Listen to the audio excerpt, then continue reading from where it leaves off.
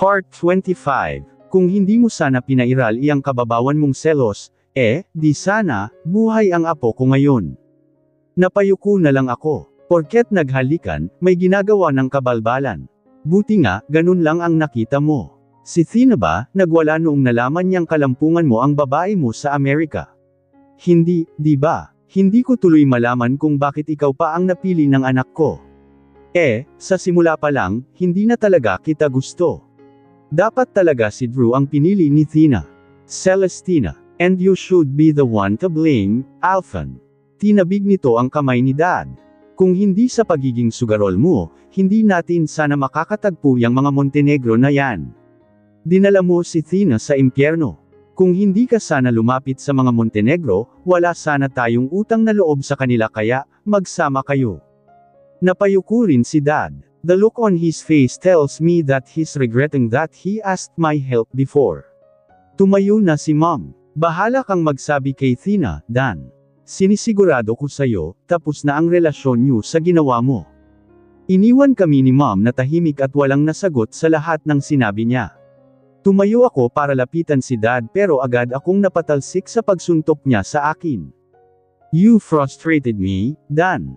Dumagundong ang mababa, pero, malalim niyang boses sa hallway ng hospital. Matinding sigaw ang pinakawalan niya sa kanyang bibig. Ano, nasa na ang pinanggako mo sa akin na aalagaan mo ang kaysa-isa kong anak? Ha, pinahamak mo siya. Hinaplos ko ang pisngi na tinamaan ng kanyang kamao. Nalalasahan ko ang dugo sa pumutok kong labi. I can endure the pain. I can. This is my entire fault. Tinignan ko ang nag-aalab sa galit na si Alphonse. I'm sorry, Dad. Natigilan ako sa tila pagtawa nito. Ano, sorry? Paano mo maibabalik ang nawala na, ha? Sa simpleng sorry mo, gago buhay ang nawalan dito. He was trembling while roaring in fury. Napapikit ako at napayuko ulit. Wala akong magawa. Nilalamon ako ng guilt. Natatakot ako na baka bumitaw sa akin si Thina at makipagkalas na. Shit. I won't let that be happen. Tama nga si Celestina. Bakit ko ba ipinagkatiwala sa iyo ang anak ko? Pumiyok ang kanyang boses. Namumula ang mga mata nito. I trusted you all these years. Akala ko, aalagaan mo siya kagaya ng pinanggako no sakin.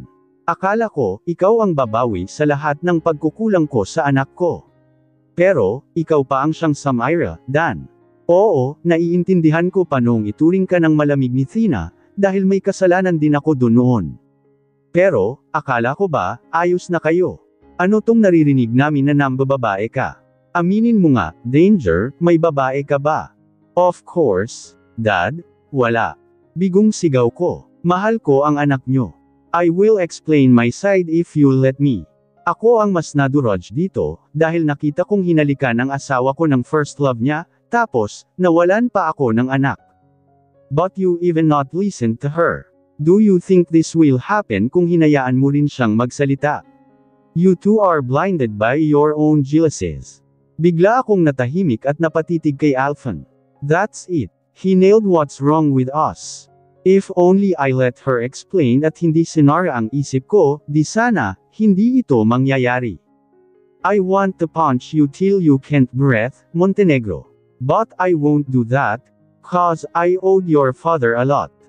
Nakakapanlumo na hindi ko man lang maririnig mula sa sarili kong apo na tawagin niya akong lolo. Noong nawala siya ay may tumulo ng luha sa pisngi ko. Agaran ko iyong pinahid. Gumuguhit sa puso ko ang lahat ng hapdi sa nangyari sa araw na ito.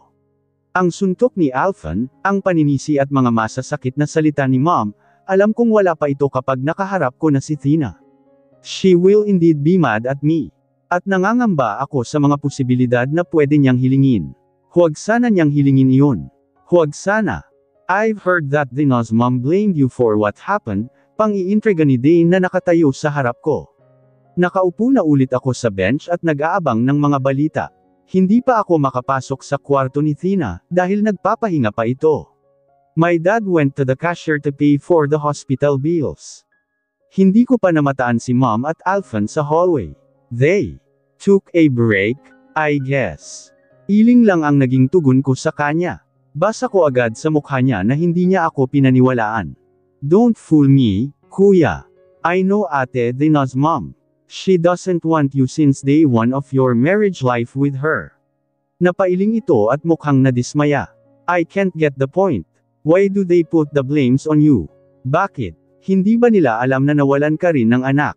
Dapat ba si ate na lang ang isipin nila? So selfish of them. Dama ko ang inis sa boses niya. Napabuntong hininga ako. May pagkakamali rin naman ako, Dane. If it isn't because of my stupidity, I saved their lives. Ah, so you'll tolerate Ate Dina's mistakes on you. Ganon. Kuya, may kasalanan din si Ate Ahena dito. Bakit hindi niya pinigilan si Drew na halikan siya? Hindi mo ba naisip? Binubunta nila ang sisi sa'yo, kasi, alam nilang may mali ring ginawa, ang anak nila. Kung makasisi, akala mo naman, ang linas ng anak nila. Pagod ko lang na tinignan ang kapatid ko. Dane, stop it, please. I'm tired, I begged on him. Tinikom niyang bigla ang bibig sa pagsasalita. Are you hungry, kuya? Nagkusa nang bumili si Olga ng pagkain mo, I sensed his concern on me. Busog pa ko, I lied. Wala pa talaga akong hapunan dahil sa nangyari. At nawala na ako ng gana dahil hindi ko kaya na kumain, tapos, may kinakaharap pa akong ganitong problema. Sinuri niya ako ng tingin. Gutom ka na, kuya. Hintayin na natin si Olga. Kakain ka. Kailangan mo ng lakas, lalo na sa panahon na ito, aniya, sa tonong alam kong hindi na ako makakatanggi. Nahinto ang pag-uusap namin nang may lumapit na nurse sa lugar namin. Sir Montenegro, right? The nurse asked. Yes, si Dane ang sumagot. Hindi ko nga lang alam kung sino sa amin ni kuya ang kailangan mo. We're both Montenegro, FYI. Nakita kong napahiya ang babae. Napangisi tuloy ako. Stop it, Dane. Halata naman na ako ang kailangan niya, binalingan ko ang nurse. Yes. Sinulyapan niya saglit ang clipboard niya. Your wife is now awake, sir. Just proceed to the recovery room for you to see her. Noong makaalis ang nurse ay nagkatinginan kami ni Dane. He only gave me an assuring smile. Kuya, if you need us, we will be here to help you. Huwag kang mahihiya. Tumayo na ako kahit dama ko ang matinding pangangatag ng tuhod ko. I'm alright, Dane. I will be always alright. Nang tumalikod na ako ay alam kong hindi ko nakuha ang kumpiyansa ni Dane. My heart was beating frantically as I walked across the recovery room. Nangangatog ang mga tuhod ko. God, please, don't do anything that would tear us apart again. Not a second time, I beg you. Nang pumasok na ako sa loob ng emergency room ay naabutan kong si Tina na bumabangon mula sa pagkakahiga. Inaalalayan siya ng nurse na nasa gilid naman niya. Lumapit agad ako sa kama nito at tinulungan din siya. Bakas sa mukha nito ang panghihina at pagod, isinandal namin siya sa headboard, itinaas ni Tina ang kamay at tiningnan ako. Anong nangyari? Mahina ang tono ng kanyang boses. Pinaalis ko muna ang nurse na tumitingin sa kanya. Nang makita ko ang pagsarado ng pinto ay hinarap ko ang aking asawa. Tina, how's your feeling? Tanong ko at umupo sa gilid niya. I'm okay, Anya. Bigla niyang kinapa ang kanyang tiyan. You didn't answer me. What happened? Napalunok ako at kinuyam ang aking kamay para pigilan ang panginginig ng aking boses. Tina, you were bumped by a car. Hinawakan ko ang kanyang kamay at pinisil iyon. You were rushed in the hospital. Thank God that nothing happened to you. Hindi niya tinihil ang pagkapa sa tiyan, but may nararamdaman akong ahi. Anong nangyari sa baby ko? Piniga ang puso ko. That's my baby also, Tina. Our baby. He didn't survive, Tina. He didn't survive. Labis ang lungkot ko siyang pinagmasdan. Napasinghap siya ng todo sa sinabi ko. Lumaki ang kanyang mga mata na halatang nabigla sa sinabi kong revelasyon. Nakita kong bigla siyang nanginig at umiling namang maraming beses. No, impossible. I told you to save my baby, right? It means you did everything. Hinawakan niya ng mahigpit ang damit ko. Tiningnan ko ang mahal kong asawa. Nadudurog lalo ang puso ko nang makita ko ang pighati sa mga mata niya. Hindi ako makasagot. Humigpit lalo ang pagkakahawak niya. Sagutin mo ako, Dan. Napapikit ako sa taas ng boses ni Tina. Diyos ko, tulungan mo po kami. Nagmulat ako at tiningnan si Tina. Kinagat ko ng mariin ang labi kong nanginginig. I'm sorry, my wife. Hindi totoo yang sinabi mo na paatras ako sa bigla niyang pagtulak sa akin. Umagos na lahat ang mga luha na kanina niyang pinipigilan. I told you to save my child, I've trusted you Montenegro pero inubos mo ang natitirang tiwala ko sa'yo. Tila ba ay paputok na ang ugat niya sa leeg sa tindi ng kanyang sigaw. Sinubukan kong makalapit, Thina. Dan, I trusted you, humikhikbi niyang sabi. I trusted you kahit na marami akong nakalap na impormasyon ukol sa pagsasama niyo ng babae mo. Nagtiwala ako sa iyo kahit na alam kong may ginagawa kang mali. Kasi mahal kita. But you failed me, Dan. And you failed me even more, pinatay mo ang anak ko. Unti-unti akong pinapatay sa mga sinasabi niya. Thina, please, stop saying that. Alam kong nabubulag ka lang sa galit mo. I didn't kill our child. It was not my intention for this to be happened. And believe me, wala talaga kaming relasyon ni Giz, gusto ko mang bigyan iyon ng diin ay wala na akong lakas. Ganyan din ang sinabi ko sa iyo tungkol sa hindi matapos-tapos na pagseselos kay Drew. Tingin ko ay napagtanto mo na wala kaming relasyon, tama. You realized it when my baby is gone. Do you think this would happen if you just let me explain, ha, Dan? Mapanghamon niya akong tiningnan. Hinuyam ko ang aking kamao. It's my fault in the end. If only I trusted Thina the way she trusted me, hindi mawawala ang anak namin. Hinaplos niya ulit ang kanyang tiyan. I didn't tell you that I'm carrying your child cause I want to surprise you. Pero ako pala ang nasorpresa. Pinahid niya ang kanyang luha. I just want you to be honest with me. Naghintay ako na magsasabi ka ng totoo. Pero, anong ginawa mo? Sinikreto mo pa. Kasi, iisipin mo na mas mababaw pa ako sa iyo. I give my whole world to you. Ano bang assurance ang ginawa mo? Sana pinag-explain mo ako kasi pinakinggan kita. Hingal na hingal sa tindi ng kanyang sigaw. Hindi na ako nagpapigil at nilapitan ko na siya sa kama. Niyakap ko siya ng mahigpit at pinugpog maghalik ang tuktok ng kanyang ulo. Panay ang pagsisipa niya at pagpupumiglas pero hindi ko iyon ininda. Sana sa ginagawa kong ito ay mapawi ko ang sakit sa dibdib mo, Thina. You gave me hundreds of reasons to doubt this marriage, Dan mariin niyang sabi. Napailing ako. No, please, Thina. Umiling din siya. You gave me hundreds of reasons. You asked myself if it's worth to marry you. You gave me millions of reasons to doubt our capability to stay in this relationship. You gave me simple reason to doubt you, Dan. Tuluyan ang bumagsak mga luhang kanina ko pang pinipigilan. No, Thina, don't doubt everything about us, sambit ko. Sobra na ito, Dan. Sobra na talaga. Ngayon, naiisip ko tuloy kung worth it pa ba na ikaw ang pinili ko. Ang sabi mo, hindi mo na ako sasaktan. Pero ano ito? Ha? Sabihin mo, nagkulang ba ako bilang asawa mo? Sa ginawa mo, para mo na rin akong pinatay. Ramdam ko ang panginginig ng katawan niya. Mabigat ang pag-iyak niya. I tried to look at her even though she's not allowing me. Her eyes were bloodshot. Ang tungki ng kanyang ilong ay namumula na rin. Nahabag ako. Mas matindi pa ito sa mga pinaggagawa ko sa kanya noon. I've hurted her, emotionally. Thina, my wife, I love you. Please, tell me what I'll do to ease the pain inside your heart. Liv, malamig niyang utos. Natulala ako at pinagmasdan uli siya. She's not looking at me, Thina. I said, Liv, leave me alone, mas malamig niyang ani.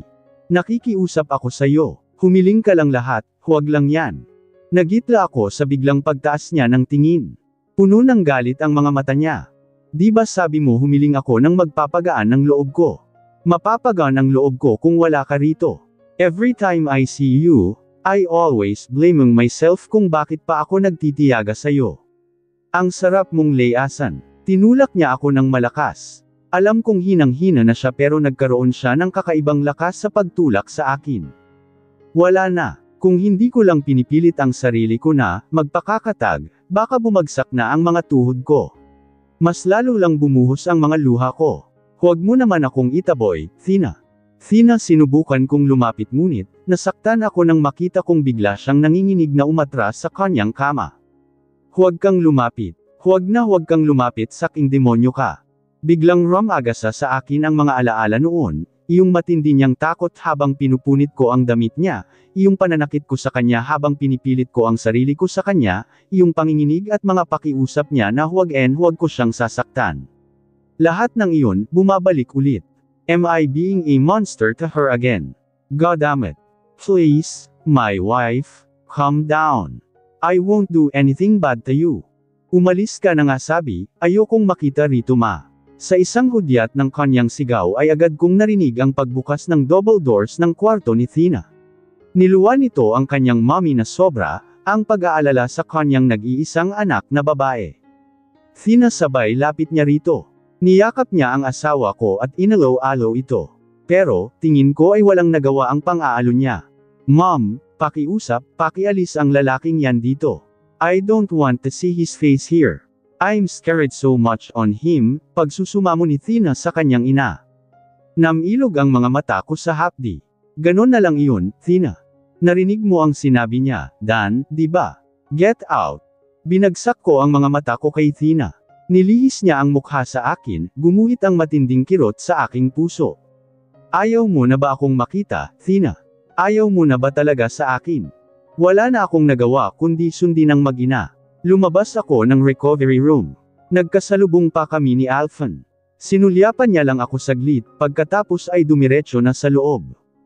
Nilagpasan ko sina Dad na sumalubong sana sa akin. I wanna punch this wall, narinig ko, ang sigaw ni Dad at ni Dane nang suntukin ko ng malakas ang matigas na pader.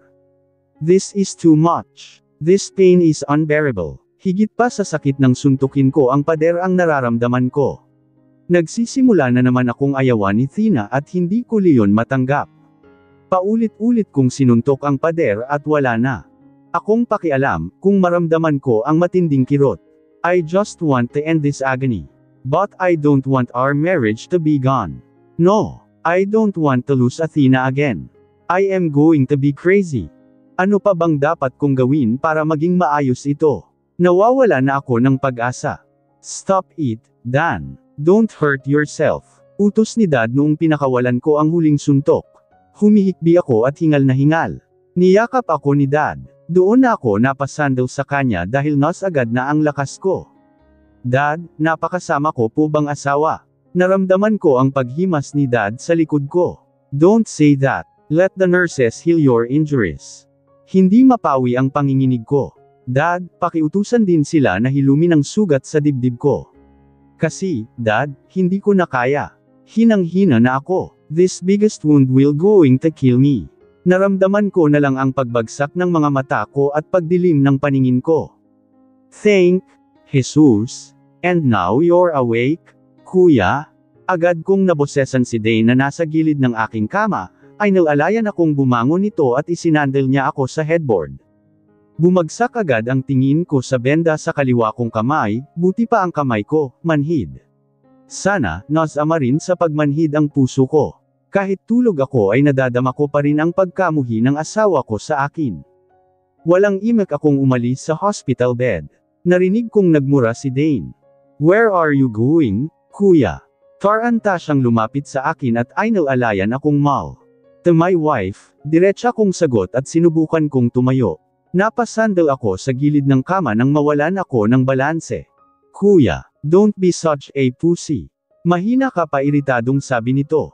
I want to see her, Dane. Baka umalis siya nang hindi nagpapalam sa akin. Napapikit ako habang sumagi sa isip ko ang pagbabadya niyang paglisan. Nilulukob na ako ng matinding takot at pangamba. Calm down, Kuya. Dad won't let it happen. Siya ang nakikipag-usap kay Alphan. To be honest with you, Kuya, galit si Dad sa mga Bautista. Doon na ako napatingin kay Dane. Sa tono pa lang ng boses niya ay natunugan ko na seryoso siya. Dad is usually calm and cool. Pero, kapag ang mga anak niya ay lumalabas na ang pagiging ama niya. Please, Dane, tulungan mo akong makalapit sa room ni Thina, pakiusap ko. Napabuga ng hangin ang kapatid kong lalaki, fine. Dapat ay nagpapahinga ka na, pero, nagkikilos ka pa rin. Pasaway. Ay nalalayan akong maglakad ni Dane hanggang sa double doors nito. Pipihitin sana nito ang doorknob, ngunit, natigilan kami pareho dahil sa boses ng mom ni Thina. You should file now an annulment case to Dan, Thina. What the pinilit kong itaas ang kaliwang kamay ko para tumahimik si Dane. I want to hear Dina's reaction. Batid kong mapupunta sila sa ganitong desisyon. That is not the right decision, Celestina. Ano ka ba mariinggiit ni Alphen? Ano? Patatigilan mo ang pagiging miserable ng anak mo sa lalaking iyon. Nawala na tayo ng apo, Alphen, tumaas ang boses nito. Hindi yun sinasadya ni Dan. Walang kasalanan si Dan sa una pa lang. They just have a misunderstanding.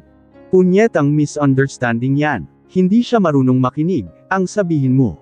Let us not discuss that thing, Celestina. Hayaan muna nating makapagpahinga ang anak mo, anang dad. I can't wait. Ayaw kong umabot sa punto na namatay, ang anak ko dahil sa hayop na lalaking iyon. Isa pa, kung yung utang mo kay Don Domingo ang inaalala mo, we can now pay him. Mataas na ang kita natin sa agency at mababayaran na natin siya. Gusto ko nang ilayo ang anak natin sa mga Montenegro na iyan. Maghunas dili ka nga, Celestina. Malaki na ang itinakbo ng relasyon nila. We shouldn't give Thina an option that will make her regret in the end. Teka nga, Alphen, bakit ba lamambat iyang loob mo kay Dan, ha? Sabihin mo nga sa akin, kinakpihan mo ba ang kagaguhang ginawa ng Montenegro na iyon? What? Of course not. Wala akong kinakampihan dito. Tinitignan ko lang ang mga posibilidad, Celestina. Kampihan mo ang anak natin, kasi, siya ang nagdurusa ngayon. Huwag mong isipin yung nararamdaman ng manugang mong bulok. Hindi ka ba naaawa kay Thina? She needs us. Tayong mga magulang niya ang dapat umunawa sa kalagayan niya. This is not getting any good, Celestina. Mahal ko si Thina at alam ko ang sitwasyon niya. But pushing her to do that option is wrong. Natunugan ko ang disappointment sa boses ni Dad. How come napagsisihan niya iyon, Alphen? That will make her free and that is the right decision to be made. Kung ipagpapatuloy pa nila iyang relasyon nila, baka, magsakitan na naman sila. Napayuko ako. Ano kaya ang reaksyon ni Thina? Of course, she will be agreeing to her mom. Ramdam kong kanina pa ako tinitingnan ni Dane sa gilid ko. Dama ko ang pagtitimpi niya sa sitwasyon ko. Kuya, kung di lang talaga dahil sa iyo, masisigawan ko na ang nanay ni Ate Thina, nangigigil niyang sabi. I heaved a sigh. Open the door, Dane. Hindi na nag-alinlangan pa si Dane at tumalima sa sinabi ko. Bumungad sa amin ang napatalon sa gulat na mga magulang ni Thina. Lahat ng kanilang mga mata ay nasa amin.